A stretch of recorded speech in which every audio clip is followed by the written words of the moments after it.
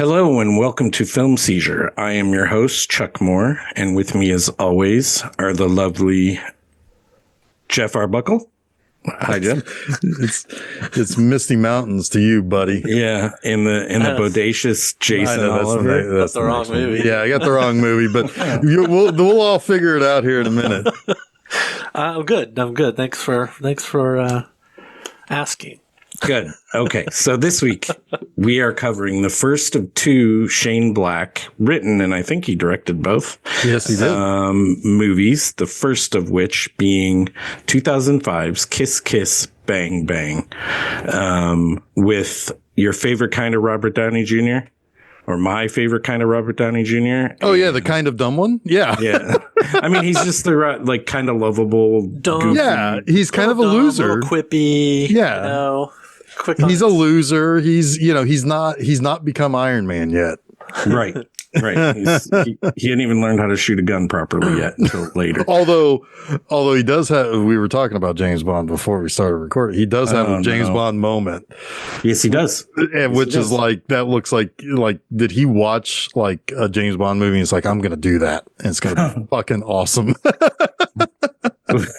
Along with Robert Downey Jr., we have Val Kilmer in probably another one of my favorite of his roles, maybe second or third favorite role he's ever had. It's pretty good. It's really good. Yeah. And Michelle Monaghan and the third baseman from the Cleveland Indians.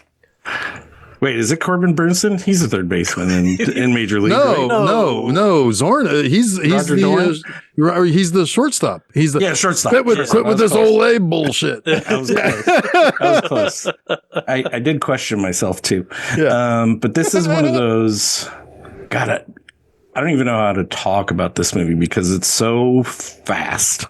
Like everything is happening. The dialogue is fast. Things are happening fast, and you're trying to keep up. And then you laugh and you miss something, right? Like it's just one of those quick ass movies. Like Shane Black wrote a very, very good script for this film, and you can tell. Yeah, I mean, it probably took him 9 years to write it because he hadn't done anything in 9 years. Well, yeah, it was like Lethal Weapon, and then what did he do before this? 9 years before this? Long Kiss Goodnight. He wrote that. Oh yeah, okay. I like that one too. He got paid 7 figures to rewrite Last Action Hero.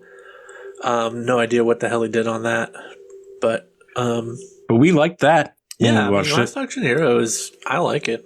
Some people don't. We liked it. It's okay. Sorry, it's okay. Yeah, Jeff. I mean, it gets a passing grade. It's just I don't love it. We enjoyed it when we talked. Yeah, sure. We had a good time. You're right. It's a 14, 13-year-old boy's. Absolutely. It's perfect. Absolutely.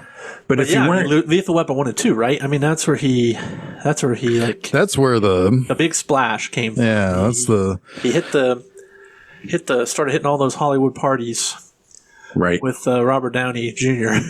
I mean, if you weren't convinced after Lethal Weapon 1 and 2 that this guy knew how to write like a buddy comedy, this one definitely made you be like, yeah, he's real good. And then next week you're like, holy shit. This guy knows the fucking formula. He knows the secret formula for these buddy movies. And that's kind of like all he's written, right? Other than maybe the Monster Squad, up until like, I guess Iron Man 3 and The Predator, which aren't very good in my opinion.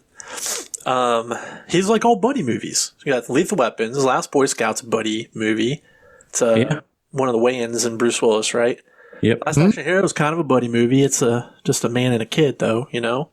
Long Kiss Goodnight is a buddy movie. It's Gina Davis and Sam Jackson. So he's really good at working in that two for dynamic. Well, and Iron Man 3 is a buddy movie too because he's got Robert Downey Jr. and Ty Simpkins, who we see next week. Oh, yeah. That's a buddy. That's a buddy dynamic there. That what's his name? The comedian tries to butt in on a little bit when he's like, I grew a mustache or I grew a beard like yours. And anyway, I can't remember the guy's name, but anyway, fair, I only saw that once. I never saw it again. I like Iron Man 3 a lot more than Iron Man 2. I'm kind of the opposite of a lot of people who. I bet you I like Iron Man 3 a lot better than I like The Predator. I'm sure you would. Yeah, I'm sure you would. Predator is everything that these next two movies aren't. It truly is. It's like these two movies excel at making like 100 jokes, but all of them feel like perfectly scripted, perfectly delivered. Like they were all according to a plan, right? And it never wears out its welcome. The Predator is the exact opposite of that. It's like 101 jokes, none of them work, and you can tell there's way too much improv happening, right? Yeah. It's a bad movie. But these two movies, our next 2 weeks, kind of the shining example of how to write a comedy movie. Yep. I think this one is a little like has characters say things that are a little too smart for the character occasionally. But I'm like, I can let that go because it's fucking hilarious. This movie is a little in love with itself too, from the meta respect. But yeah, it's just fun. But yeah, I mean, too seriously, you know? Yeah. I mean, that's the charm of this movie, is that it's a serious movie that doesn't take itself too seriously. Now, as we talk a little bit later, there was one thing I kind of teased to Chuck privately where I was like, hey man, there's going to be something that a lot of people might not like this for if they were to really critique it. But I'm going to swing the actual complete and total opposite direction and say, I think it's what makes this movie kind of brilliant in its structure. But that's not for now. I'll save that for a little bit later. Alrighty. So set up here, we get kind of like a disembodied scene at the beginning of a little kid who is a magician. I don't think we see his name in that opening scene because someone's in the way. It was talked about later. Yes. But he's having. We don't really know what's going on in the scene. He's having a little. Yeah, he's having a little girl sawn in half. Did you guys realize that's Ariel Winter? I just saw that. I saw that in when I was looking at the credits. I was like, oh, okay. The kid is famous too. Oh, not famous. It's Robert Downey Jr.'s son. Yeah, doing that role. But the girl starts crying wolf, basically, like she's being actually sawed in half, and then she's not. She's selling a performance, man. Yeah, she's selling it real good. Yeah. But her abusive father, as we find out very soon, runs up and just smacks the shit out of her when he realizes she wasn't in danger. But that's kind of the beginning scene, and we assume it's about the girl. We learn later that it's about two of the characters, but there's one thing that's also important that she says. She says, "I'm going to be a movie star." Yeah, she says, "I'm going to be a movie star," and she also said. Her line that she says is, "Harold, use your awesome might, save me from this hopeless plight." Yes.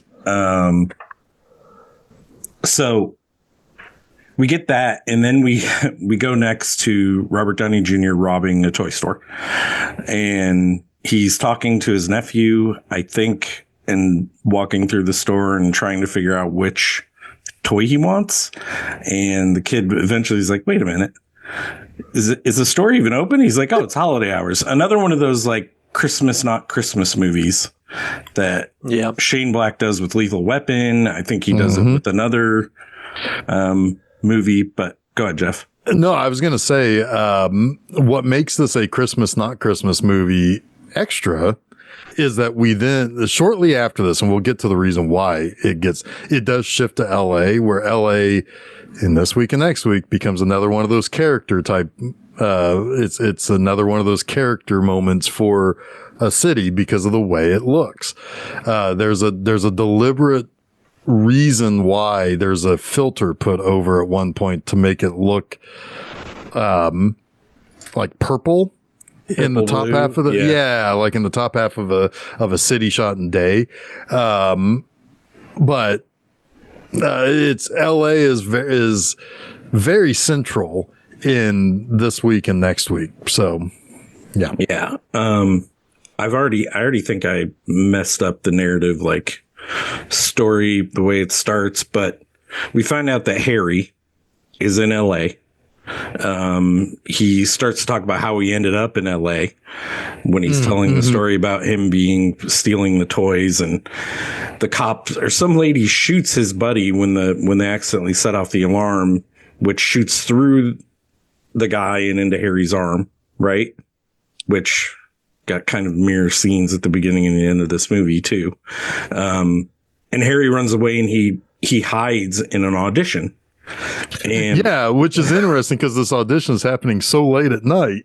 it is. It's happening. But I late don't at care. night. It just happens to be about getting your partner killed, which is Yes. exactly what just happened to Harry. So he kind of he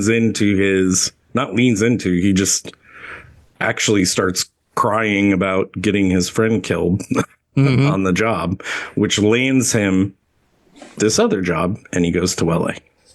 Yeah, I mean, just like that. It's like, oh, you're great. We're gonna send you out to LA. We're gonna take you to a holiday party where there's all sorts of every party in Shane Black movies are fucking bonkers. Yeah. A lot of similar things happening in them too across movies. Yeah. Oh, I would argue that I'm one assuming he's been to quite a few of them. Probably. Yeah, right, sure. But I would almost argue some things that are in next week's script are either reworked, made better, or were cut out of this script. Could very well be. Yeah. I was going to say that next week. It's a more polished version of this movie in a lot of ways. Yep. Yeah. Yep. But we'll get there next week. So yeah, it's a crazy kind of setup, right? Because like really quickly, you don't know much about Robert Downey Jr. other than there's voiceover where he is he's actually. It's almost like it's commentary, right? It's almost like an audio commentary track on a movie that because it's very meta, and you know, Jason, you brought that up previously that it's at times it's a little bit in love with itself with it, but it does kind of work because this is about there is an element of stardom, of movie people, of stuff like that. But anyway, he's robbing a joint, a toy store. You don't know much about him other than this guy's kind of a loser, right? Yeah. And then he has to run away. His buddy gets shot. He wanders into that audition. The cop who's chasing him is an idiot, basically, and that is all that it takes for it to work out for him. Like he's a loser, but at the same time, he's also extremely lucky. Right, and one of his biggest no, that's next week. Never mind. God, I conflate a lot.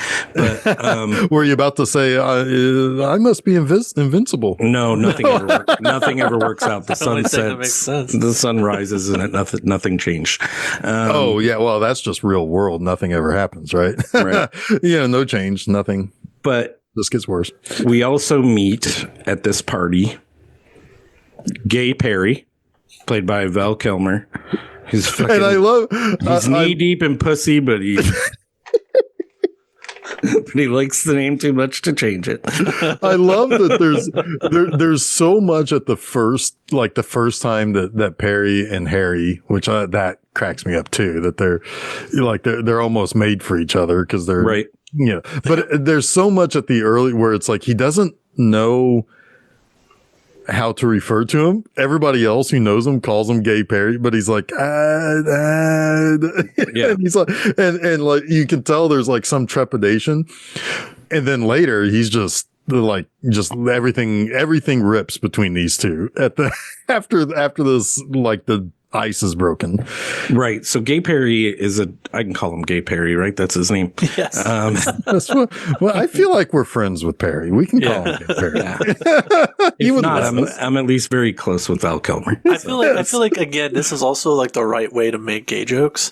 Like they aren't mean spirited, right? No. Like, and also we have an avatar of the gay character, right? Which I don't want to like let a fabricated gay character just allow anyone to make any gay joke they want, because that's not. Well, he makes most of the jokes too. But yes, I'm also saying there are traps there too. Like in a less good writer, you might try to be edgy with the gay jokes and have a gay character be the one that's the not the punchline but the setup.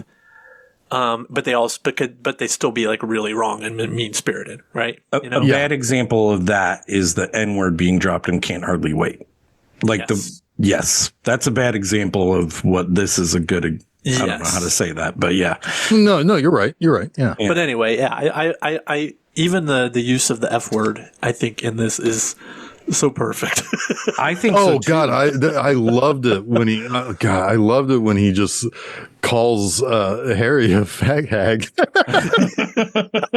it's like it's like they're so good together. It's like they are basically a couple. Yeah. In a platonic way, but it's like it's so perfect that it's like it's almost like that's how he endeared. Like he's endeared now to Harry. Yes. You know, but see, it's so smart. It comes off very real. Yeah. You know, because it's like, you know,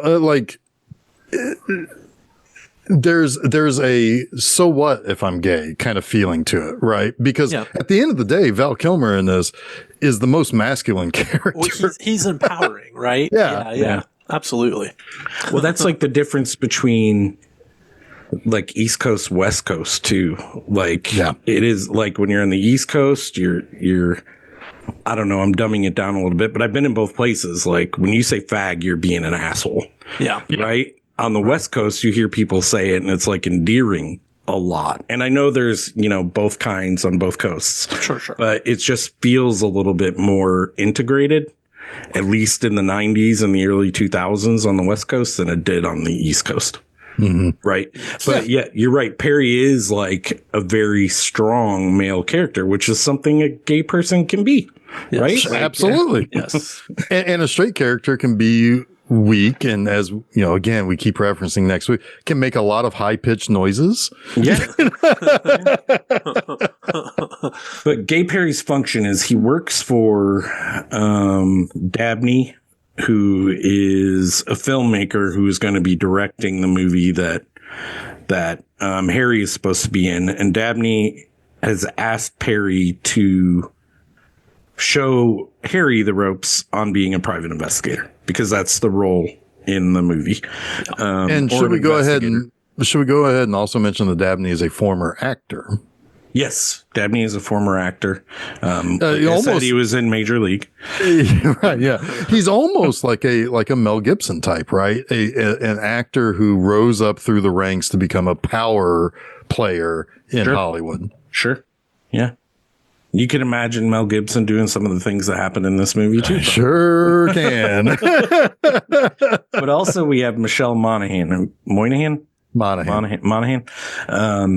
We don't really know who she is yet, but there is an asshole there that sees her pass out on a couch reading a book by, did anyone write the name down? What is Johnny Gossamer. Thank you. Gossamer. So that writer was like the escape realm for Harmony when she was a kid. She would read those books because she had an abusive father who we assume abused her when she was really young and then moved on to her sister when she was really young. And then she goes to California to get away, basically, and chase her dream.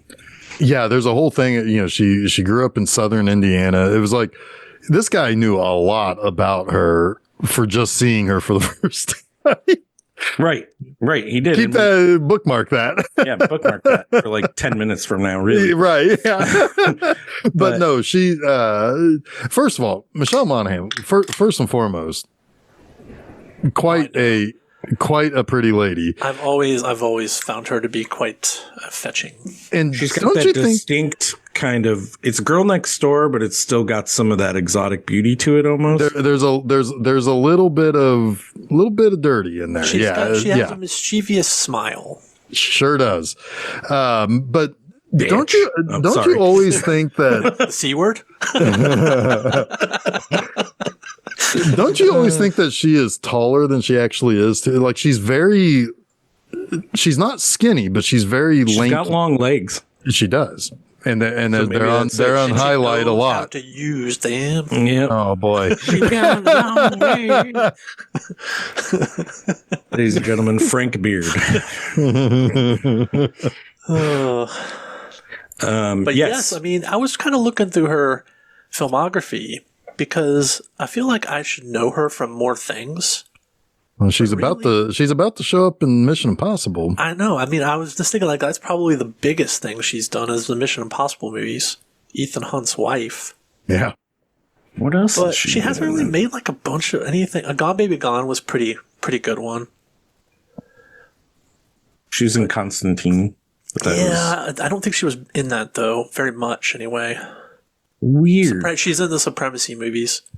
I mean, I've seen this movie enough to make her very recognizable to me because I absolutely love it. But that is weird. I'm looking through her. And I mean, she's been in a lot of stuff, but I haven't seen a lot of it. I know, exactly. Yeah. Well, isn't she on a TV show right now? Is she? I think so. I think she's on a TV show, or at least a recent TV series. Well, she was also on True Detective season 1.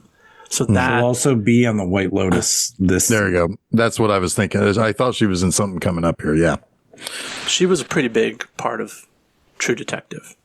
Yep, I remember her in that. So that's probably a big part of it for me too. But anyway, yes, like her a lot. When we see her asleep, and the creep is creeping up on her, like Chuck was about to explain, I do want to make a quick note. The movie, do you guys know what the movie is that they're playing on the wall? I don't think I noticed it. I wasn't looking at the movie. Well, fair enough. It was Santa Claus. It was a classic, like 59 or 60 Mexican movie that is fucking bonkers. Santa Claus fights like a devil guy. And it's amazing, amazingly horrible, but it's amazing. And it's like, as soon as I saw the Santa Claus guy on the wall, it's like, Santa Claus. That's awesome. Is it like Santa Claus, like I'm sure, AWS or? No, normal. It's just, he lives on the moon and he has all these children from different countries, like making toys for their country. You know, he runs a little slave empire. You check something. Go ahead. Santa Claus in the future with AWS is going to be Amazon Web Services and like sending all their gifts like via. What you got it, Jason? He's got it. He's got a DVD box set that's got it in there. It's not a DVD box set. So then our listeners are not going to see this, but Ryan Checkeye made this for me once upon a time. It's a three movie box set on VHS of Santa Claus Conquers the Martians, Elves, and Santa Claus. Santa Claus Elves is also amazing. Three I haven't watched. Yeah, Elves is amazing. Santa Claus Conquers the Martians was the screen debut of one Pia Zadora. There it is, right there, Santa Claus. That Santa Claus movie is insane. It starts off with all these kids from different cultures, like they're slaves. This is bespoke, folks. Bespoke VHS box set. There it is. It's pretty neat. I recommend you watch that Santa Claus movie, Jason. If you have a VHS player. Well, I will. Yes, I have a VHS player. I mean, you might want to get a little bit of extra assistance on that too, just to enhance it a little bit. If you know what I mean? Little enhancers. Gotcha. Yeah, a little bit of All right. I'm not saying what kind of enhancer, but just On Donner, on Blitzen, and enhancer. On Blitzen. Exactly. And Chuck, I think you should watch it too. I think you'd get a kick out of it as well. Oh, sure. I think I've seen it actually. It's been on Mystery Science Theater, so I'm guessing I think I've seen it. Yeah. Oh, well, nice. That's a nice little anecdote. Yes. So. Isn't it good that I look at the entire frame, guys? we learned a little bit more here about Harry because he does kind of have a little bit of a hero streak with the girl, and he like tells the creep like, it's past my bedtime. You might want to come outside. Leave the girl alone or come out and fight me. I can't remember his exact line. Just do it. Yeah, don't think, just do it. And I love these kind of cuts. And it's coming probably, Jeff, even if you hadn't seen it before, that it's going to be Harry. I don't know, man, because it's I laughed so hard I farted. Yeah. You think he could be a scrapper, like you do? He's a dirtbag in a way, right? So it's like, and but no, he's very confident. He's just my God, he's just used to people like not calling his bluff, right? And he just gets pounded into the ground.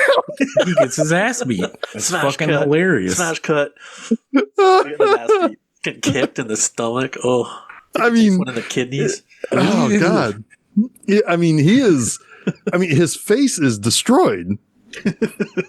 At least for that night. Then he's got that like one little little like straight line red makeup spot the rest of the movie. Yeah. Dude, I got to imagine those kind of scars and shit are nightmares for production. Oh, most Oh, definitely. I'm sure. Like continuity and God, yeah. it's horrible. It's horrible. Yeah. Yeah. But the best part of this also, though, that makes it even They take extra a funny. photograph and they do the makeup. Yeah. Oh, yeah. It's the photograph. Yeah. When he is like recovering from that, she starts walking off with the cream. And it's like being saved by him. It's like because they pin basically all the things that the creep was doing on Harry. And it's just, I mean, he's such a loser. Yeah. Yeah. But in all the right likable ways, right? Yes. So, and yeah. And as they're walking, because a little bit, even Perry dislikes him at this point in time, and Harry's trying to tell him like, "Oh, did you ever have that girl when you were a kid?" Blah blah blah, and it was like, that's kind of it. That was Billy. Yeah, that was Billy, and he's like, yeah, and he makes that face. Is Chuck Chutney right now too? Because that's fucking hilarious. Oh my God, Chuck Chutney. Well, Chuck Chutney was his childhood friend who he asked, what's her name in this? Harmony not to sleep with. It was the one guy. He asked her not to sleep with, and as far as he knew, she did not. She honored Chuck that. Chutney. Yeah. Chuck Chutney. She gave me that at least. Yeah, but doesn't Perry even say with a name like that his buddy was gay too? Oh no, he's like Chuck Chutney. Yeah, he's gay. Yeah. Yes.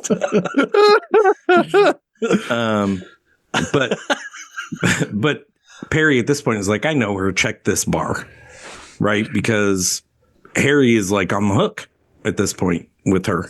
I also I have one more. I have one more anecdote here for something that happened at this party. So you know when Perry and Harry are leaving the party, right? And Perry's all bloodied up Harry's all bloodied up and everything. And there's the gift bag girl, right? Mm-hmm. Yeah. Gift bag girl is Judy Aronson. She was Samantha in Friday the 13th, the final chapter. She was also Patricia in American Ninja, the bad guy's daughter. Yeah. Oh. And she was in Weird Science with Robert Downey Jr. Robert Downey Jr. Oh, all right. So there you go. Nice little side. I look at the whole frame, guys. The whole frame. The whole frame. The whole frame guy. I don't know why I was like, I recognized her. Well, I mean, it just was like, she looks really familiar to me for whatever reason. And I was like, I need to look up who this person is. Yeah. Yeah. And I was like, wow. Yeah, no shit. Wow. Oh, wow. You turned into Christopher Walken for a second there. Yeah. But turns out Perry was right. This girl was at the bar that he mentioned. And they play a funny game that I've played before, and I assume everyone's played before, where you see someone that looks kind of famous, but Yes. it's a Mexican whatever over there, or Yep. Yeah, usually and I love that the camera shows this. Of whoever, but yes, they take it a few steps further. It's pretty. You mean Val Kilmer? Yes, Val Kilmer, exactly. We also Pesci. Oh man. Oh god, yeah. We do also, like, as he's coming in, he's done something I've kind of done to somebody before. He meets a girl named Flicka. Now, what kind of a name is Flicka? That's one of my notes. What kind of a name is Flicka? I don't know. But anyway, she asks what he is or what he does or whatever. And he's like, oh, I'm a detective, which is not true. I mean, and really, like, there is kind of a sort of like he's kind of wanting to try to learn how to be this. He's thing. a method actor. We already know that. Yeah. Right, exactly. But yeah, I don't know if you've ever like just run into a stranger and they ask you a question, you just fucking throw out whatever.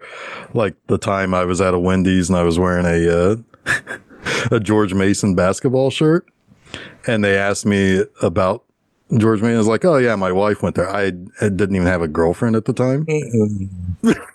So it was like, yeah, we were real excited when they made the final four. Dick. I never saw that guy again, and he didn't care. So you asked what kind of a name is Flicka.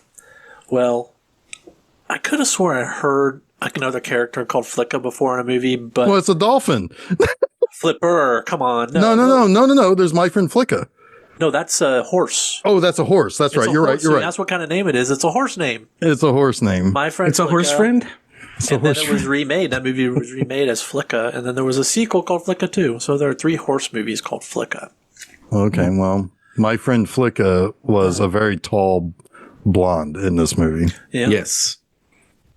Yes. Who we don't think we will ever see again until it gets real important that we see it again, to see her again. Right. So Harmony and Harry are shooting the shit. And then her... What? Well, they're kind of shooting the shit. Like, he's trying to use all his best lines on her, and she's like not. She's playing along, until her friend comes over. But he thinks he's crashing and burning, and she's fucking with him, but we don't know that yet. Right. Yeah. And then the friend comes over who also doesn't know that yet. I'm assuming, right? Like, doesn't know what's going on there. No, she's trying to help get rid of him. Yeah, she's doing the good friend thing. Yeah. So Harry says something to her that's hilarious, and I can't remember what. Oh, he says so many things in this movie that are hilarious, and it's impossible to write them all down. I don't know. There's one liner after one liner in this movie that is just gold.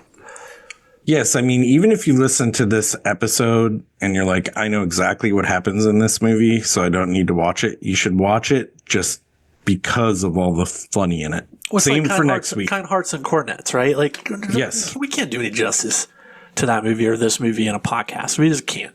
Like, right. We can talk about what happened and laugh about it, but yeah, we can't. Right. There's no justice can be done. Like, I mean, we're not professionals delivering the lines either, but you know, like. I suck the heads off a fish. We don't have a producer or an editor. Like, yeah.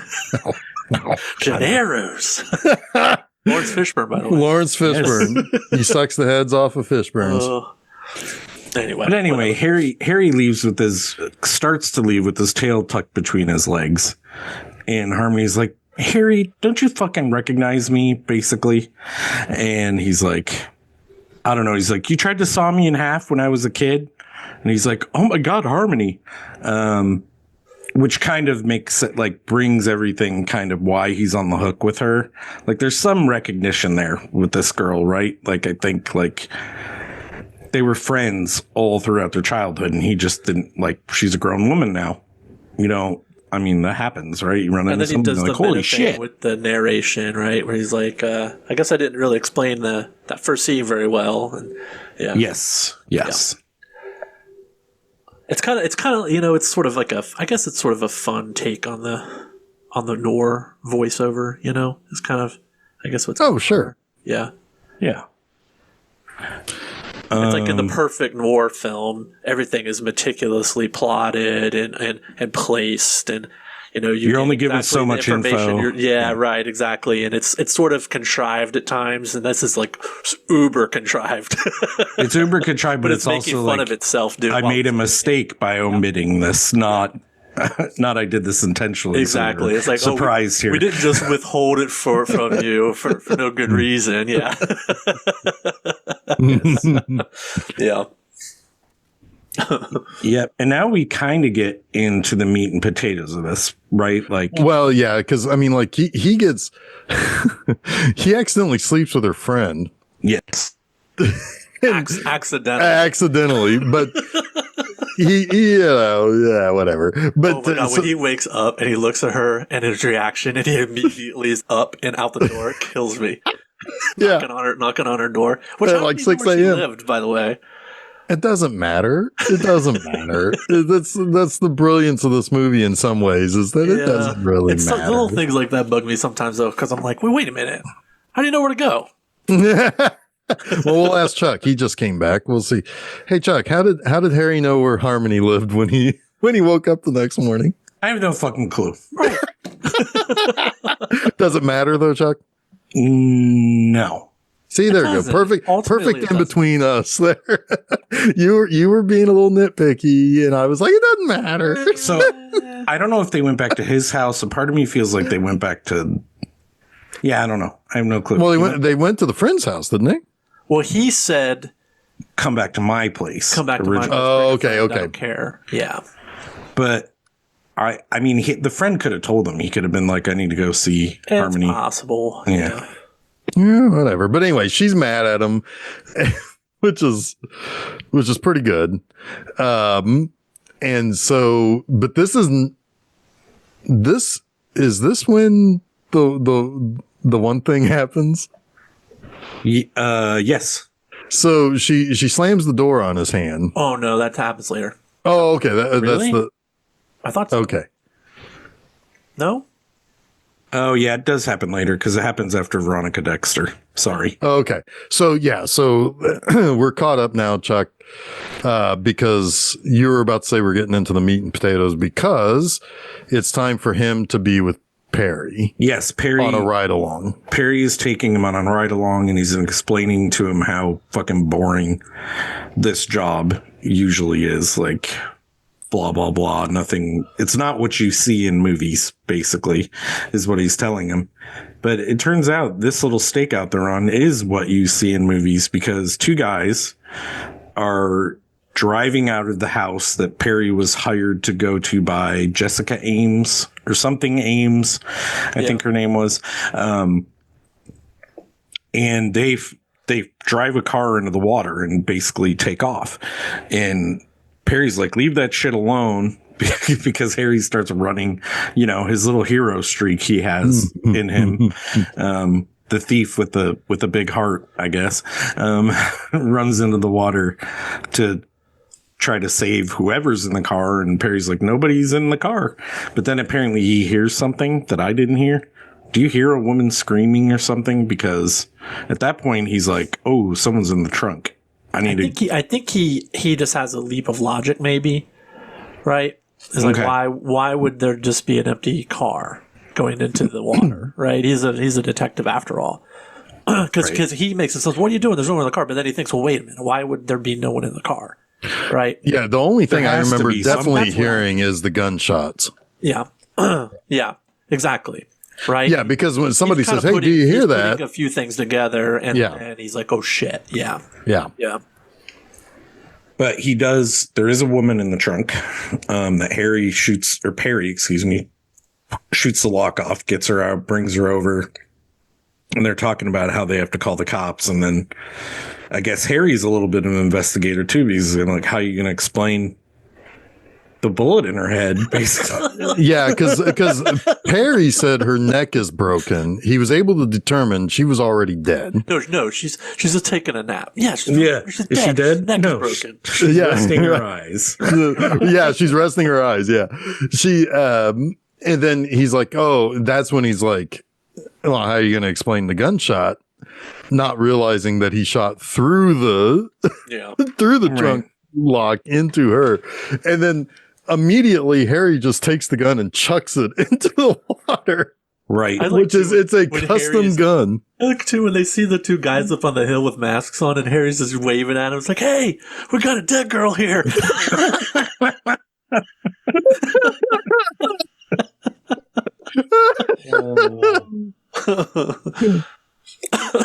Look up idiot in the dictionary. You know what you'll find? A picture of me? No, the definition of the word idiot. Which you fucking are. After he throws the gun in the water. God, I bet you the IMDb quote page for this movie is insane. That's what I'm looking this at week right and now. Next week, yeah. But anyway, what happens? They take the body?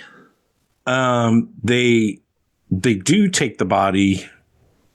Where do they take it to, though? Is this the body they dump on the side of the road? Now I can't remember. I don't remember what they do with the body. No, that's the one from the hotel room.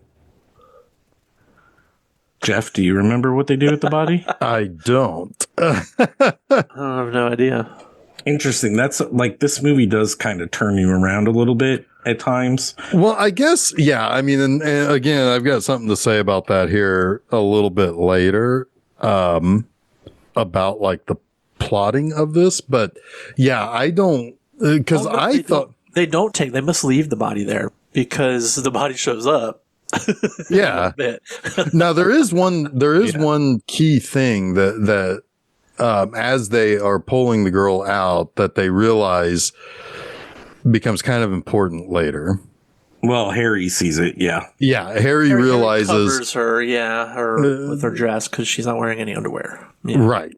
And yeah, I mean, like, it's like, well, at least he's kind of a nice guy about that. You know, it's like he's not ogling a dead girl, at least. Now, also, we didn't mention the born again Christian element. Oh, yeah. At the party. Back at the party, Perry points out to Harry Dabney's girlfriend or new wife or whatever, and that she was like, and there was mention that she was like a born again Christian, and it's like, well, that's kind of weird, but whatever. Okay, so that's something else to bookmark as well. Yes, and the fact that they mentioned that he had also mended fences with his daughter over the mother's estate or something. Like the daughter had moved away to another country and now she's back home and they get along now. Yes. It's not Harry's wife. I think it's his daughter they were talking about. The born again Christian. Oh, okay. Okay. Yeah. There was, yeah, you're right. Yeah.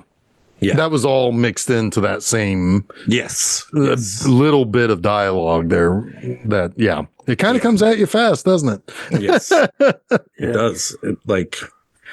I was watching this movie and I'm like, how am I going to talk about this? It's so fast. Like I was fretting trying to recount the narrative because it's really not like a very intricate story, but the way it's told, you're like, your head spins a little bit. Again, I think it's playing a little bit on that rapid fire dialogue too. That is common in the old noirs. Yeah. Yeah. And a lot of times that's there to give you information, but also to kind of purposefully distract you from a plot that's far too complicated to make any sense. Right. And not that this movie's plot doesn't make sense, but it is again, you know, overly complicated. I'll go ahead and say what I was going to say as we got a little bit late. This movie is extremely convoluted, but it's convoluted in a comedic way that makes it work perfectly. Yeah. Like the convolution is part of the gag. You know, because there's a big point about these books that Harmony used to read about the detective, right? And there was always two cases that ended up colliding with one another. Right. Which would like, if you think about like old detective stories, how many things would have to line up for it to be solved in a interesting way to write the story or to write this character as a particular thing or not. Imagine that times two, and that's what this movie is, overly complicated, but making fun of that concept of those noir films. So some people could, and rightfully so, could potentially critique it as being overly complicated and convoluted to the point that it doesn't make it a very good movie. But I think that if you're in on the joke and you realize how complicated and convoluted it is, it makes it perfect in terms of what it's going for. It hits the mark. Yes. I mean, it's all intentional. Yeah. I mean, absolutely. I mean, one of the most famous, most popular noirs of all time, The Big Sleep, is also notorious for how convoluted it is. Yes. Right? Like, I just watched that movie again, I don't know, a few months ago, and it makes no sense. But it is revered as like, one of the greats, and because it has all the tropes that became the norm in noir films. Norm and noir. Norm. And if you didn't already know, like, it's the joke is every single chapter name in Kiss Kiss Bang Bang is based on a Robert Chandler novel. So it's like, yeah, I mean, that's the joke for sure. Right.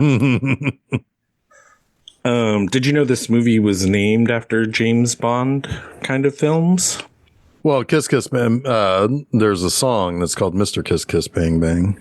But Kiss Kiss Bang Bang, and Pauline Kael tells us this, I think, in her review, that it was what they used to call James Bond movies, or the kind of like that. Yeah, the genre of, yeah. Yeah. Huh, yeah. Okay. Yeah. Interesting. That song that I first think of whenever I see this title is from Man with the Golden Gun. Not a stellar entry, but also there was a comic book. I like that movie. I know you do. I like Christopher Lee in that movie, but I'll leave it at that. And Tattoo. Yes, yeah.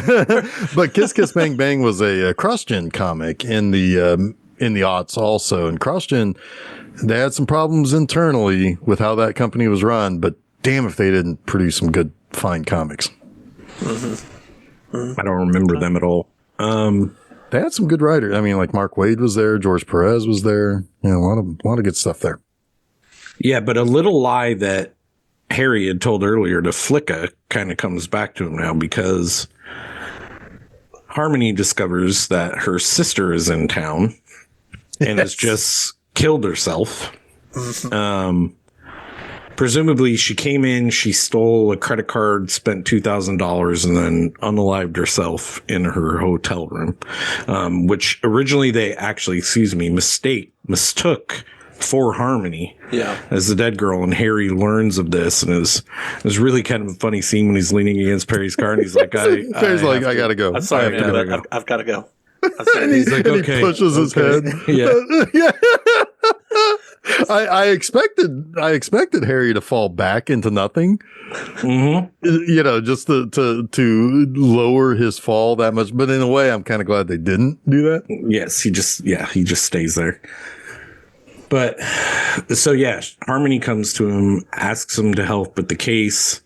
There's the weird scene with the spider, which is kind of funny, but oh my god, the nipple, the nipple. Yeah, the line there where it's like,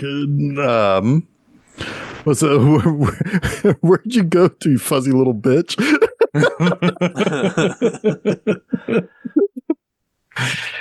But yes, Harmony. Oh, go ahead, Jason. But yes, eventually he agrees to take on her case to find her sister.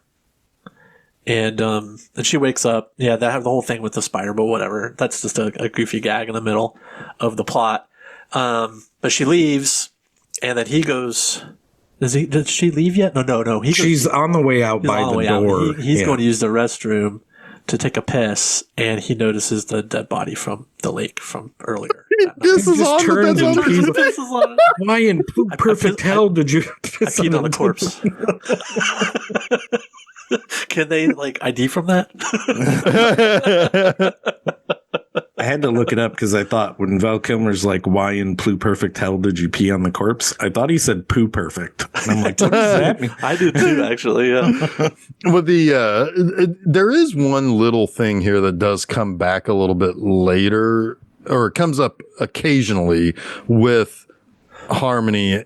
Harry is constantly putting her on a pedestal to the point when she was like, it's not that big of a deal that you touched my boob, even if there was or wasn't a spider. And he's like, well, what kind of person thinks that? You know, and he's like, he's white knighting so hard. Yeah. That it's like, back off, dude. Like, that's almost it's backfiring, but it's also putting cracks in his, the person he put on a pedestal for so many years, right? Yes. Yep.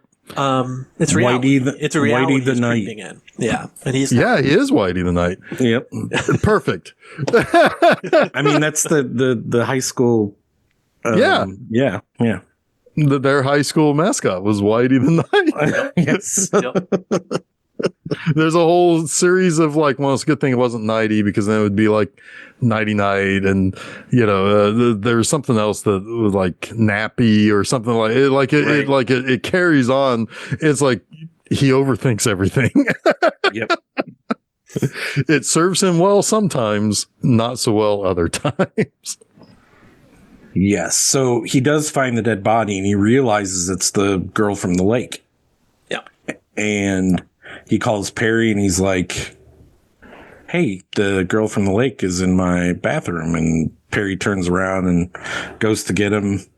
This, again, is a moment where I forget what happens next. And I'm guessing Jeff, since he's not saying anything, doesn't remember either. They get rid of the body. There's the whole thing with they dump it down into the alley. And then they get into Perry's trunk, and then Harmony sees them, and because sees them kissing because they kiss to distract the cop, which is another like old noir trope, right? Yeah. Look at Lewis and whoever over there. But then he's like, I'll talk to you in the morning, and they're able to get her to go away. And then I don't know where they put the body. Again, like what do they do with the body? They throw it on the side of the road.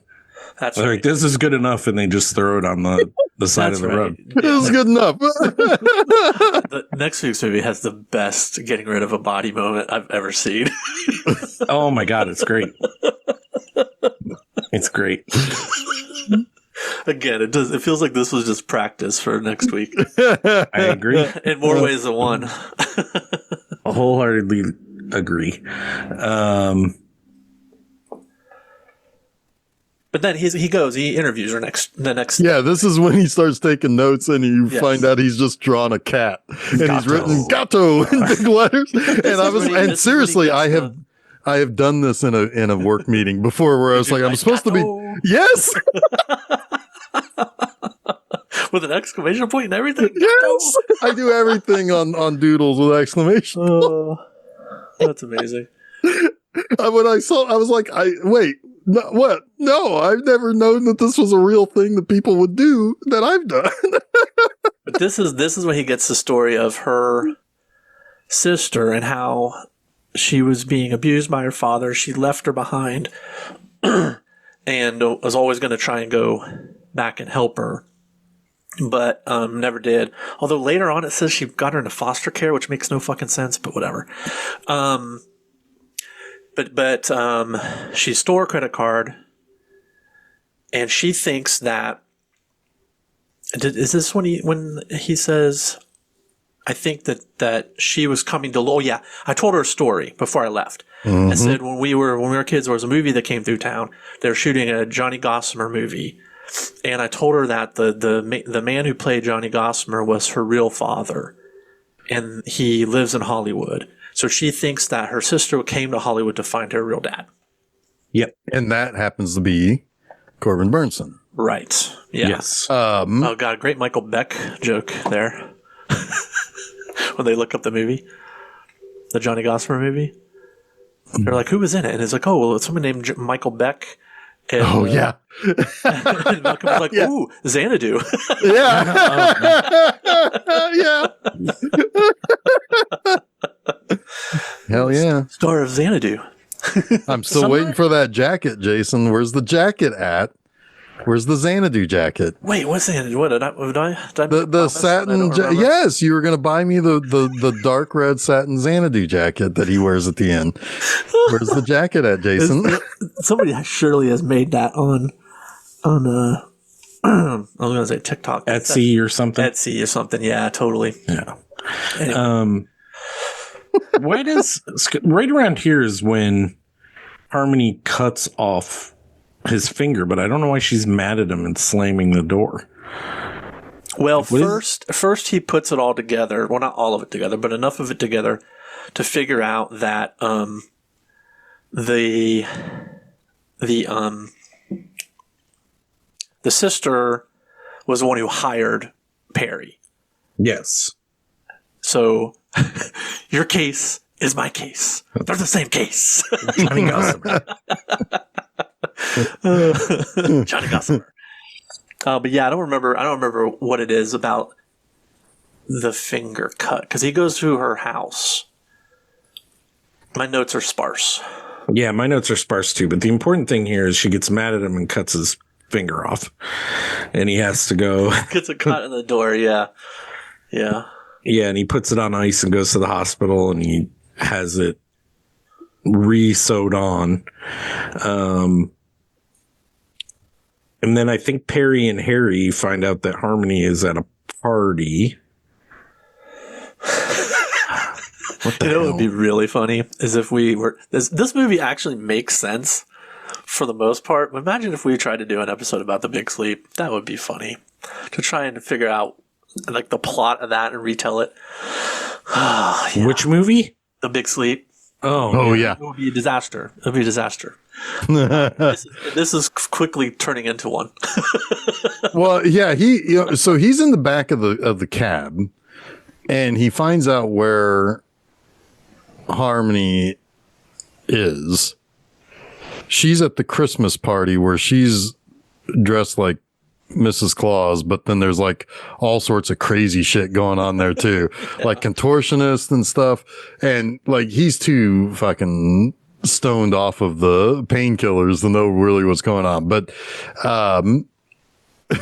at some point, she asks everybody who hates him. And they all raised it. I just can't remember why she was so mad at him. But yeah. Yeah. Well, she gets mad at him a lot. It's fine. Maybe she found out that. Oh, no. He found out that he was an actor. Yeah. Not he lied about being a private investigator. That's it. Yep. Because Perry told him. Yes. Told her. He goes to see her. Perry has already revealed, and it's like basically get the fuck out. And even kind of roughs him up a little bit. It's like, get out. You got to get out of town. And that's when he's like, we have the same case at this point. Yeah. Yeah. Yes, but his finger is cut off, and Mr. Frying Pan and Mr. Fire are at the party telling him to get the fuck out of town, right? Or whatever. And they cut his finger off again. Yes. Yeah. That finger shows up in so many like bowls of ice. But then somehow, yes, it does. Somehow Harmony realizes that the stakeout that Perry is on is the same one that she sees Mr. Frying Pan and Mr. Fire go into the park, and she's like, it's a setup. And Robert Downey Jr. is losing all sorts of fucking blood in the car, and he's just like, I'm just going to stay here. I don't know that he's losing blood, but he had just gotten Demerol for his stitches, so he's like super high on Demerol still. Well, he's also had his finger cut off. And he had his finger cut off, but it's not necessarily bleeding. It's he's passing out from the Demerol and probably pain. Okay. I don't know if you can pass out from Demerol and pain, but whatever. That'd be a lot of pain, probably. But this is kind of a cool scene where Harmony is running above the park, like over streets and stuff, and Harry's down below, and she can see the car of the two guys flying up on Harry, and like a fall in this movie that's done better in the next one. She falls off the hill, and accidentally the gun she's carrying fires, and that alerts Perry, and he turns around, he sees the car coming, and he gets out of the way, and then the girl that Perry had on the stakeout runs up to the top of the street and takes the car that Robert Downey Jr.'s passed out in the back of. To which he go ahead. Shannon Sossaman. Yes, I've seen her in a while. Yeah. Yeah. Well, right before this, she was like she was in A Knight's Tale. So she was Rules of Attraction, like on her way up, but then kind of that's about it. Yeah. I mean, like at some point she plateaued before she got to the top. Yeah. Kind of weird. I always liked her. She still works, but she's not really done much of note. Yeah, I always thought she was British because every new actress in the aughts was British, it seemed I like. would have pegged her for Australian, but... Well, whatever. She's Hawaiian. Huh, okay. Right. How about that? How about that? How about them? Well, anyway, she's who wants to talk in this, but she's got an important role. Yes, she does. Who wants to talk about that scene of the pink-haired girl? And well, she next thing we see is Robert Downey Jr. waking up in the back of the car, and he's in a garage that he doesn't know. He's in a house that he doesn't know, and he's like, "Hey, got an injured guy here. Anybody home?" Something like that. and then he hears or he sees one of the guys. Is it Frying Pan or the other guy? It's one. I can't remember which one's which, but and he hides under the bed. Yep. And then the pink haired girl, she comes in, and he's talking to her, and it's kind of cryptic. She thinks that she's done her job well, and all this. He's like, yeah, everything's great. And then he kills her, shoots her. He's like, you're never going to have to worry about this again. Yeah. And she's like, really? And then. Yeah. Shoots her with the silencer. She falls over and she's facing him under the bed, Johnny Depp Jr. under the bed. And she's still like she has a few last gasps and she starts to talk to him, but he like silences her. But then doesn't he get up prematurely, get out from under the bed prematurely, and the guy sees him and he ends up like having to. Well, he's coming back with a trash bag to basically get rid of the body. Oh, yeah. Yeah. And like Robert Downey Jr. is just standing there. But he's got a gun. He grabs the gun that the frying pan or fire left on the bed. Yeah. Right. The guy is it's like, kind of like a Pulp Fiction moment, isn't it? A little bit. Yeah. Like, yes. Yeah. And he ends up killing the killer and then cleans off the gun and puts it in her hand. Yeah. And then puts his finger in a bowl of ice. But she has a dog. Mm-hmm. And while he's trying to call Perry to say like, hey, the girl that you were following, yeah, she's dead. And like the dog comes up and takes the finger. Oh God, yeah. and Perry's like, well, just kill the dog. Just kill the dog and take back your finger. The dog eats his finger and he says, oh, well, I guess don't think that's going to be a problem. Yeah. Yeah. I mean, he could just wait until he poops it out. It'd be a half digested finger. You'd have a shit finger for the rest of your life. Yeah, I guess so. That's not going to be attached to anything other than flies now.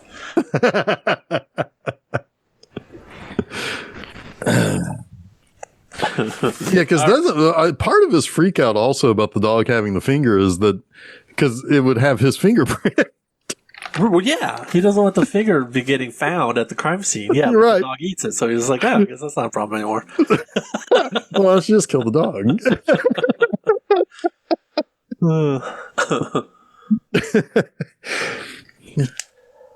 So, God, where are we at in this movie? Pick up the baton, someone. I don't know, man. I mean, I guess, should we explain who the pink-haired girl is? We don't know yet. We might as well, though. Yeah, go ahead. So, I'm gonna fuck all this up anyway. yeah, I mean, because this is where things get real messy. Yes. She is. So she wears a pink-haired wig when she isn't impersonating the daughter. Yes. No, the sister. Oh, the sister. Wait a minute. No, the daughter. You're right. The daughter. The daughter. You're right. The daughter. Yes, you are right. Oof. Yes. And so Corbin Burnson's daughter, she has been impersonating her for a reason that we don't know yet, but it's basically they've had a falling out, him and the daughter, and they fabricated. They fabricated them getting back together while the daughter because she needed reconciling, right? Because she was needed for identification to drop a lawsuit against yes, and so, but oh boy, but what we find out is that the body that they find was the real daughter. Yes, they put this together because of the fact that she was wearing a hospital gown with no underwear. And he's like, well, wait a minute. Well, he's like, he really, Robert Downey Jr. is just like, I think it's odd. Like this, she's the daughter. She was born again. Why would she be wearing a dress with no underwear? It doesn't jive. And then Perry, that clicks with him a little later, or actually immediately, because he makes a comment about it, because Perry slams on the brakes, does a U-turn, is like that.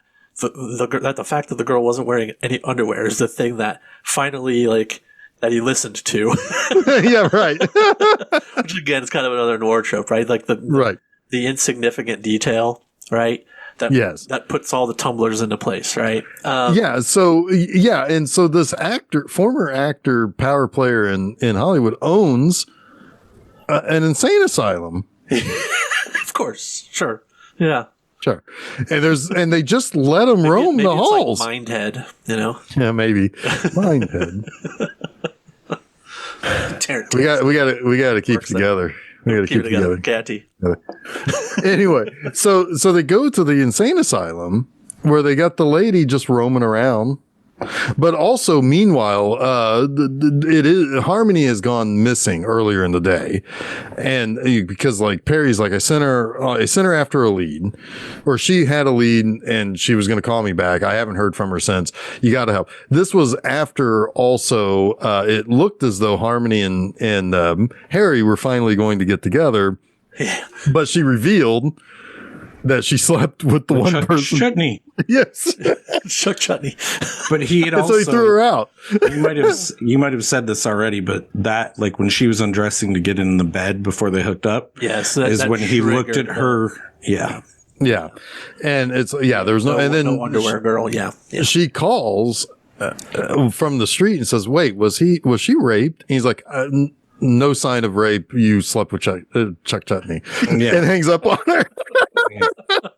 So then Perry kind of acts as the go-between at this point. It's like, she was going to go follow up on a lead.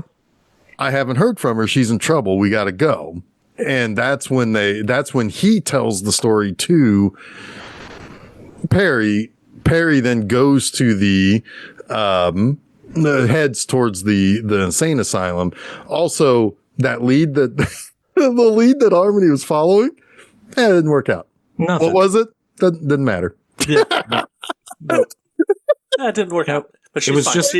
She hasn't been kidnapped at all. It was just a way to get her out of the picture and create some urgency for the other characters. So, yes. But it leads to a pretty hilarious scene because they shake down a guy who supposedly works at the insane asylum, but is also working for, what's his name? Adson? Dabney. Dabney. Thank you. Where did I come up with Adson? Holy shit. But Harry kills him, like just shoots him. And then. Yeah, because they're questioning him. And Harry's like, well, we're going to play Russian roulette. Yeah. Again, not expecting his bluff to be called. Mm-hmm. He spins the chamber and it lands on the bullet and he just shoots him. He's like, there was 8% chance. 8%? It's like, are you fucking terrible at math? It's like, you're already terrible at grammar. You're terrible at math too. But Harry goes to do something. I can't remember what exactly. But while Perry goes to do something while Harry is hiding the body. Yes. And Dabney and one of his cronies walk Harry back over. Hiding the body for the orderly was just put it over there and put some shrubs on it. Put some ferns on top of that thing. It's like, I think this is good enough. Oh my god. But they get captured and Harry gets his testicles electrocuted multiple times. And Perry keeps antagonizing the guy, making him shock his testicles even more. And then telling him he's gay, and he's like, he's not saying he's not gay. And while he has his attention diverted, he uses his little, what did he call it? My fag gun? His faggot gun. Yeah. Faggot gun. It's only good for a couple pumps. And then you got to dump it for something better. Yeah. It's only good for a couple shots, and you got to dump it for something better. But this leads to it's a tiny little derringer. It's an even funnier moment here when he shoots him through his pant pocket. Yeah. And Harry's like, oh my god, it's a gun. It's like, I had him underwear. Homophobes never checked there. Well, then he's like, no, I just thought that was something. I thought it was a gay thing. Like, he tells Harmony later, I hit a gun in my balls.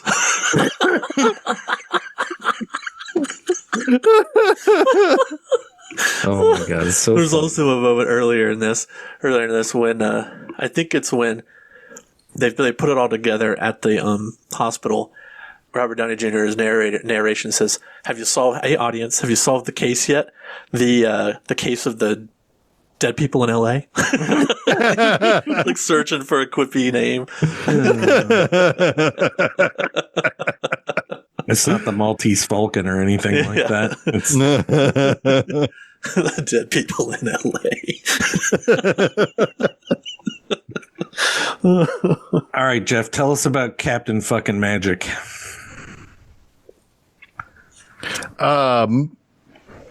What happens? At the end of this Oh, movie? hang on a second. We've been calling Dabney Corbin Burnson's Harlan Dexter. Yeah. I said Dabney Larry is Miller. yes. The Harlan Dexter is the guy who owns the and he's the one who shows up to say, to like, oh, you got too close. You figured out what's going on. Now we're going to shock your balls. But he's the bad guy, Corbin Burnson. Yeah, Corbin Burnson is the bad guy. Yeah. All Larry Miller's only in 2 scenes. He's at the audition and he's at the party. That's it. Yeah. Anyway, what am I supposed to do now? Tell us about the Captain Fucking Magic. What happens at the end of this movie where where he goes all James Bond on some shit? Yeah, he does. So, so now there's a check because they're going to load the body of the daughter into a van that Harmony has stolen. And she is driving off with it because they're like figured out like what's going to happen. And it's like, oh, there she goes. So they have to get into a car and chase after her. There's a car of bad guys chasing her. And there's in their car chasing the bad guys chasing her. Yeah. Right? Yeah. Yeah. They make her wreck. And she gets out and eventually has to get away from a shooter, and she falls down like an overpass hill, right? And she's pretty knocked out, but she's going to say the thing eventually that she said when she was in the Saw Girl and Half Box. Yep. Yep. That's what those are called, right? Saw Girl and Half Box. Saw Girl and Half Box. Yep. Yeah, that's what I thought. Yeah. That's what I thought. Anyways, how they sell them. Yeah. Yep. Yep. Get them at your favorite magic shop. Saw Girl and Half Box. Mail away right now, $29.95. Anyway, so a little bit. Anyway, anyway, most of that is shipping. Anyway, shipping's included in the sale price. My goodness. Well, yeah, Now it's a nothing deal. but the best. What is it? 50% off, like the Son girls are. No, that's after 1 year. It's 50% off. Jason, your slow roll to a laugh there was pretty fun. So anyway, Perry and Harry show up, and there's a shootout, but a gunshot goes through Perry and hits Harry, and they Same thing that happened in the beginning of the movie. the same thing that happened earlier, and they fall over, and everybody's nobody's looking good here. Nobody's looking good. And the bad guys are coming around the corner to get Harmony. Yep. So this is when she starts saying the whole thing, save me or whatever. She calls on the phone. Perry's phone's ringing, and she said, "Harold, use your awesome might. Save me from the hopeless plight." Yes. And so he picks himself up. He grabs Perry's gun, and first it's so convoluted because the coffin is also danging. Corbin Burnson is in his car. Corbin Burnson? Yeah, that guy. Hey, old Corbin the Burns. The right fielder for Major League. Stop with this old age shit.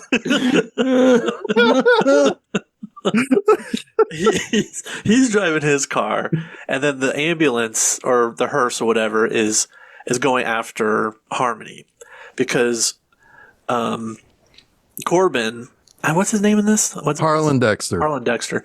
He almost runs down Downey, but Downey he tosses himself over the overpass. Yes. And for some reason, from earlier, the coffin when Harmony flipped the car when she got hit or whatever happened to her, the coffin flies out and lands on the side of the So now Robert bridge. has been saved by the casket. he's laying on it, and his gun is laying there too. He's lost grip of it, but it's still there, and it's like at the top of the casket, and he's hanging on from the bottom of the casket.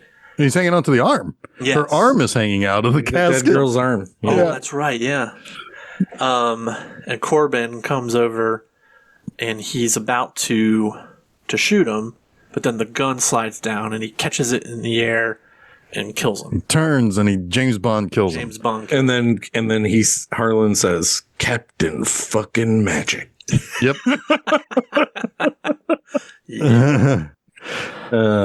It's so good. But then he falls on top of the car of the other bad guys that he's just killed, right? Like he continues shooting and shoots one of the bad guys that are in the car while he's up there. Like he shoots everyone. Yeah, he shoots everyone at the end. He kills because he climbs up back over there and he shoots the guys in the car that were trying to run over Harmony, and then he says, "There, all done, finished." Yep. And then he goes to the girl, and that's pretty much it. You think Perry is dead, and you get that little funny line from him. Was like, "Hey, this happens in Hollywood all the time, but this really happened." Perry, What are you going to do? Are you going to bring everybody back? She thinks that he didn't get shot. I like this because it's another kind of inversion of a trope. That the old bullet in the book, right? Because he pulls out the Harry Gosper novel. It's like, "Oh yeah, take a look." And she's like, "Oh, you were saved by the book." And then he puts his finger through it. He's like, and looks at his chest. Is like, "Nope." Yeah, he's like, no. Yeah, but yeah, he ends up in the hospital. Perry rolls himself in after being revealed that he also survived. He's like, "Wait, you survived?" And he's like, "Well, why don't we just bring everybody back?" And all the dead people from the movie walk in, and then Lincoln walks in too. Yep. That fucking killed me. Shane Black likes having dead presidents in his movies. Yes. And then Elvis is week. Elvis is about to walk in too, and then he ends up they have to usher Elvis out of the room before he walks in too. Two kind of important things happen here. Perry explains to both of them that what really did kill the sister wasn't murdered. She killed herself because she walked in on who she thought was her dad having sex with the girl who was posing. Thought was her sister. Yeah. His daughter, not her. Well, it would have been her half sister. Yeah. Yeah, it would have been half sister too.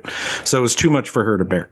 Yeah. Escaped one incest guy for another, and that broke her. Yep. Yeah. Which is kind of, there's a dark element to this. Oh, you guys think this too? Because who told her that was her father? Her sister. Oh. Yes, her sister technically has some blame here. No, she got her killed in a lot of ways. Yeah. Well, yeah. I mean, and when she even finds out, like when she realizes who she was going to see, I don't think that she fully processes that death in this movie very well, but whatever. No, but okay. So here's the thing, and she's like going to work the next day and stuff. It's like it's weird. Whatever. Yeah, this is very. She was laughing with Harry at his apartment the night of. They're getting her hotel room. Yeah, I mean, it's like I don't know, whatever. But anyway, the brilliance of Shane Black in this script is exhibited at the very end here, because you do have that dark end where you're like the sister. We can't have the sister be responsible for the death. Be the end of the movie. No, you got to bring in. You got to bring in Old Private Ryan. Yeah, you got to bring in Old Private Ryan. Oh my God, it is Old Private Ryan. That's amazing. He made an entire career being the old guy in movies. I knew he looked familiar. Totally the old Matt Damon. Yes. Yeah.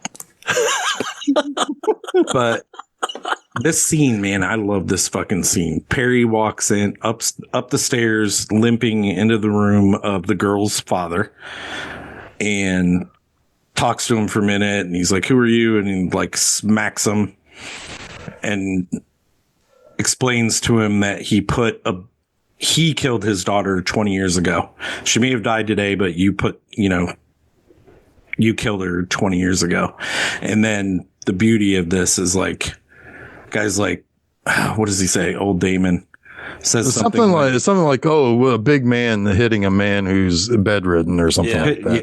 And then Perry, instead of saying the obvious, goes, "Yeah, big tough man." Yeah. Right? Which is like saying you did this fucking shit. Well, yeah, you did it to a little girl. Yeah. I mean, yeah. It's like, fuck you for hiding behind the thing that, Right. Now you realize what you were doing. I don't know if it'll mean much to that old man, but he's not going to be alive meant much a whole longer. hell of a lot to me. Like, I'm like, that's fucking cool. Yeah.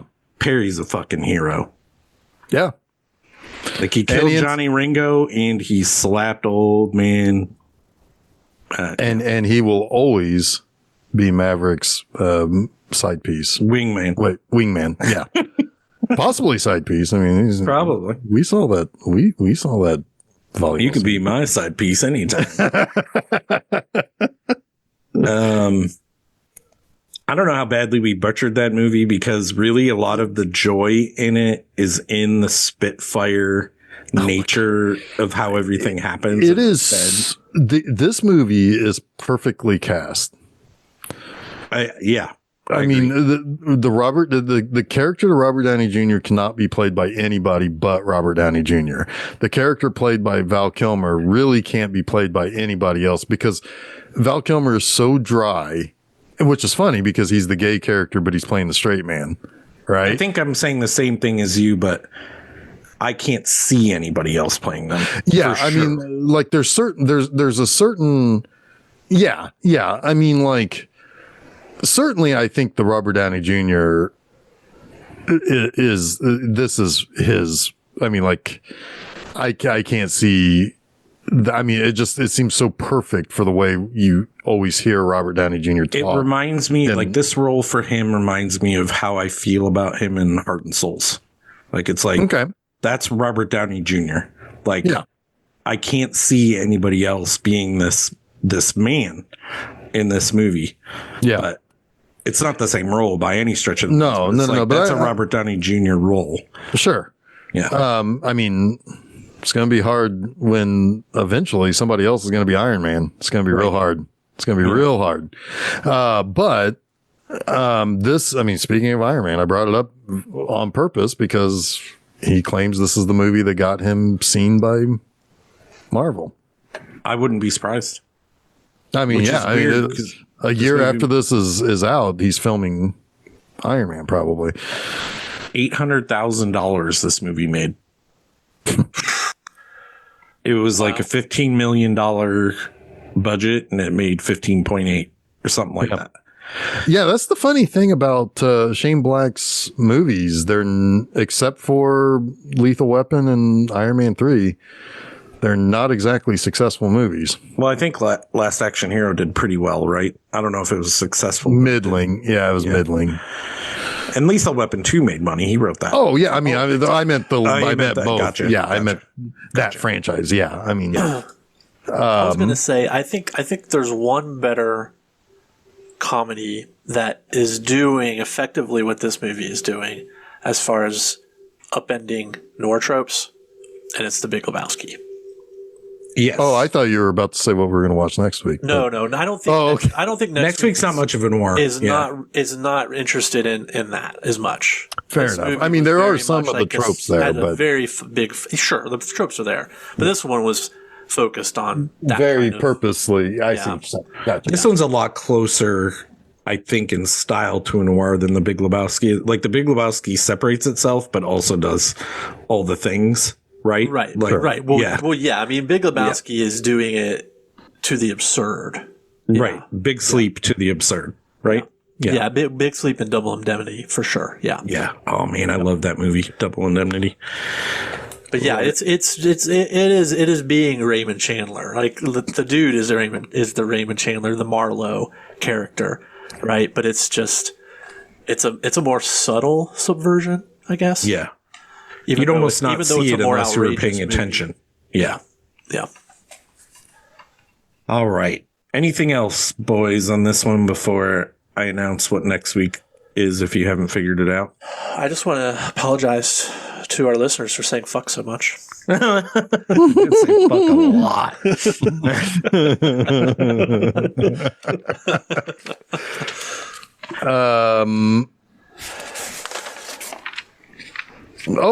I guess real quick, I should say, I just noticed this before we started recording. The book that this is based on is 64 years old by the time that this movie's made. It's from 1948 or something. 1941. Yeah, bodies are where you find them. So it lifted probably some plot elements, and wrote around it. Yeah. Steph loves this movie, so I'm going to buy her that book for sure if I can find it. It's probably a very straightforward pulp noir. I would imagine so. Yeah. Which she isn't really one of those, but there is also a lot of inspiration drawn from Chinatown. Oh yeah. forget it, Jeff. Forget it, Jeff. It's bodies where you found them. I mean, I think Chinatown is. I think it is, but it's probably also recognized as one of the greatest noirs ever made. Right? Well, yeah. I mean, certainly one of the greatest. I mean, again, one of the greatest written movies ever made. So yeah, go listen to that episode too. Yeah. Although the one thing about Chinatown is it is exceptionally. I mean, while the mystery is tangled and it weaves and it cuts back and forth and everything, it's a lot less convoluted than most noirs. Oh, but it's got that incest thing too, though. Well, sure, yeah. But I mean, but like Chinatown Chinatown ain't no Big Sleep. You know what I also think is interesting about this is it just hit my head with the Gay Perry character. It's like by having that overtly gay character who goes by the character name of Gay Perry and just be like have so many like mentions of gayness is almost kind of a in response to like that fact that queerness and homosexuality was coded back in the film noirs. Yep. But now in this present modern film, it's like it's almost ultrally overt to the point of absurd. I think this got nominated for like GLAAD awards and stuff. I would hope so. I'm glad to hear that.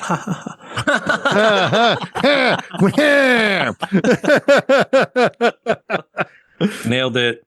I can't do much better than that, and Chuck, you can't either. So what do we got next week?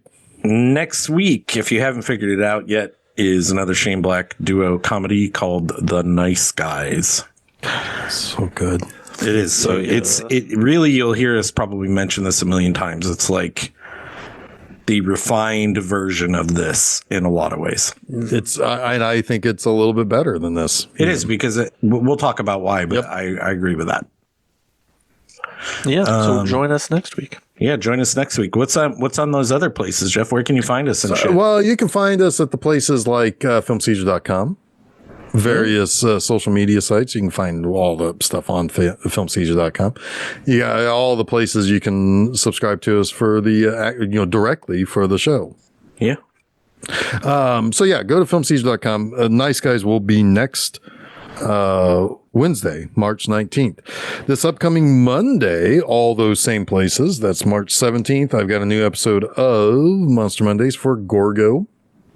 Gorgo, the British Godzilla. I own that. So I've never seen it. It's not great, but it's not bad. It's actually not. I mean, it's a nice. It's got William Sylvester, our Haywood Floyd from 2001. Oh, nice. He stars in it. But anyway, that is coming up this upcoming Monday. So yeah, filmseizure.com. At my website, bmovieanima.com, this upcoming Friday, I have a review of this curious little 90s movie called Black Belt Angels. It's a family movie. I saw that title and I was kind of thinking it might be something else, but it was a family movie. Interesting. Yeah. It's not good. Anyway. So, yeah, do that if you would be so kind. But guys, we did it. We did it. Good job. Yeah, I think it's all right. I think we solved the case. We solved the case of the dead people in LA. I sucked the head off fish. Anyway, until next week, I am Jeff Arbuckle. I'm Chuck Chutney. I'm Jason Oliver, and you have been listening to Film Seizure.